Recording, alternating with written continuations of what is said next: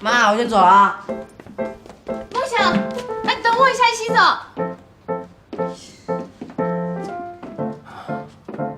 不自律的人生多可怕！你不用太着急，我有车。你有车跟我有什么关系啊？在一起工作的新婚夫妇，难道不该甜甜蜜蜜的一起上班吗？有必要演那么全套吗？看什么？要是演全套的话，咱俩应该再生个宝宝。疯了吧你！孩子，结了婚不该有个自己的孩子吗？拜托，要别停，千万别停，别停！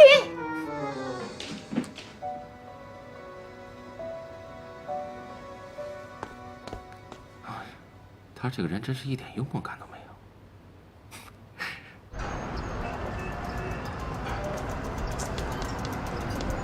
哎，怎么脸色不对劲？是不是没考好啊？行了，班主任不是说了吗？就你进步最大了，一次两次考不好算什么呀？你上次说那个姐姐现在怎么样？你怎么突然问这个呀？问我，你上次说她离开了你们家，住到了学校，是因为你爸爸妈妈对她不好吗？也不是，那会儿我刚生出来，爸爸妈妈当然对我的关心多一点，对他的关心就少一点。听说他跟我爸大吵了一架，就搬了出去。其实我长大以后也挺喜欢这个姐姐的，也劝过她搬回来，可是她说她不愿意介入一个完整的家，真不理解她怎么想的。我能理解。啊，我知道为什么了，是不是你妈妈要嫁人了？那个叔叔说他还要跟你妈妈再生一个孩子，不要你了。不是这样子的，她和那男的只是名义上的。你妈妈是不是说她跟那个男的只是名义上的结婚，其实一切都不会改变？我爸爸当初也是这么哄我姐姐的。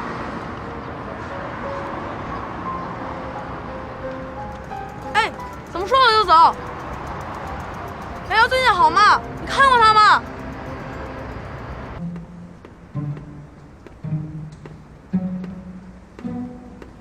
喂，沈总，菲菲今天心情不是特别好，我过来陪陪她。晚上帮我给梦想做点饭行吗？某些人不是说在这个家里有严格的界限吗？行，那我回去了。这次当保姆的钱我会从你的薪水里扣。扣，随便扣，你想扣多少扣多少，行吗？哎，我这里信号不是特别好，一会儿把座机号码发给你。晚上有什么问题马上给我打电话，知道吗？我带着梦想能有什么问题啊？我妈电话。哦，她说什么？她说，今天晚上是我们的父子之夜。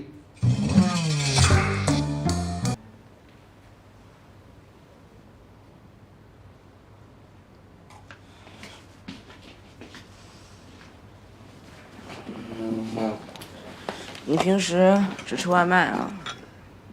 我平时只在外面吃，你可别挑剔啊，这家可不是什么人都给送的。你打算住多久啊？一直住下去。你们是要真的结婚啊？可我妈说你们是在演戏。我们现在跟别人的婚姻有什么区别吗？你们是认真的，要组成一个新的家庭吗？对，有妻子有孩子，是每个男人的追求。可他不是这么想的，更何况他还有一个李泰迪呢。他和李泰迪关系一直不一般，你应该知道吧？我知道，无所谓。你不在乎啊？怎么？你希望我在乎啊？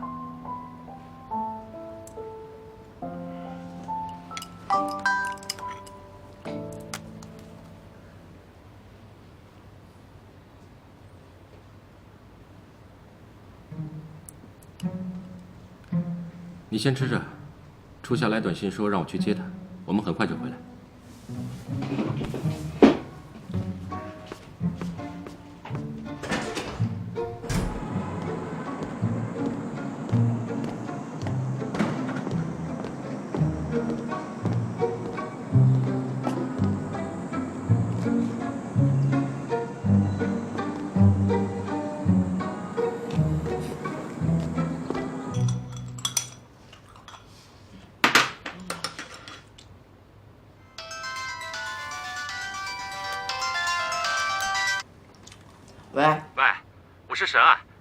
事了。怎么了？哎，一句两句说不清楚，总之很危险。我已经打了120，你快来。行，我马上就到啊。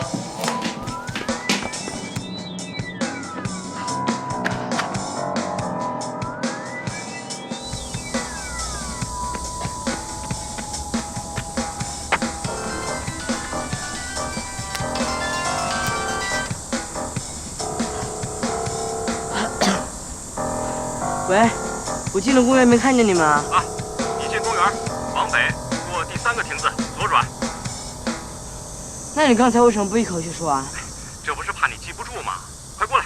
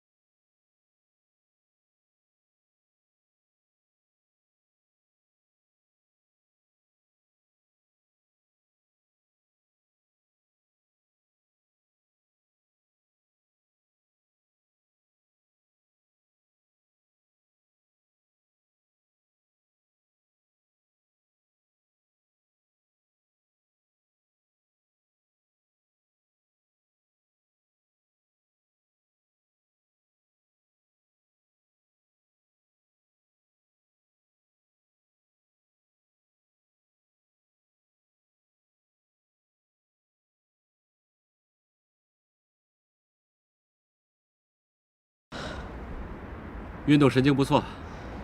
你到底想干什么？刚才的感觉怎么样？你可以自己跑一下试试啊。不是问你这个，我是想问，可能失去初夏和被人欺骗，哪个感觉更糟？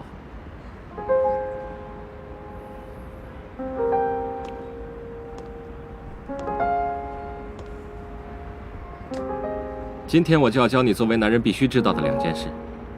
第一件，要坦荡，有什么担心的说出来，问出来，别以为你在饭桌上套话就聪明，挑拨2句别人就会买单。第2件，对待你最在乎的人，要体谅，而不是伤害。我没有伤害。如果我跟你妈妈是真心相爱的话，你的挑拨就会对她构成伤害。我知道你很矛盾，一方面在意初夏，希望她过得好，可另一方面因为曾经被抛弃过，所以无时无刻都在担心自己会成为初夏的累赘。那天，我当着初夏的面把你的电脑搬进了房间，请她信任你。那么你有没有信任过她呢？摸着你的胸口扪心自问，10年来对你不离不弃的妈妈，真的会因为任何一个男人而忽视你、舍弃你吗？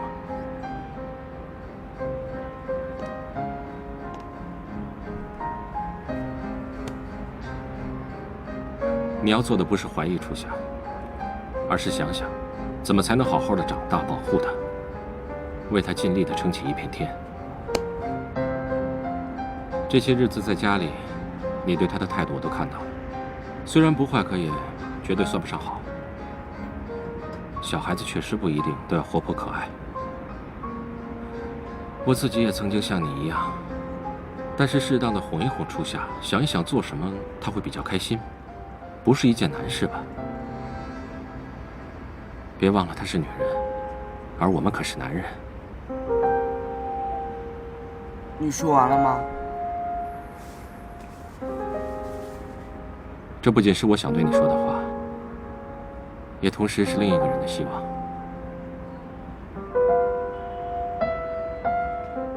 梦想，你好吗？我很好。沈叔叔和出嫁阿姨给我找了最好的医生，手术很顺利，我不久就能恢复到以前的样子了。其实这半年来我也很痛苦，很难过，但是现在我已经接受了那场意外，并且相信自己能回到以前的生活。沈叔叔说你现在学习很刻苦，真替你高兴，希望1年以后我们在一中重聚。对了，你对你妈妈还是那么冷冰冰的吗？其实你的世界里只有她，为什么不敢表达出来呢？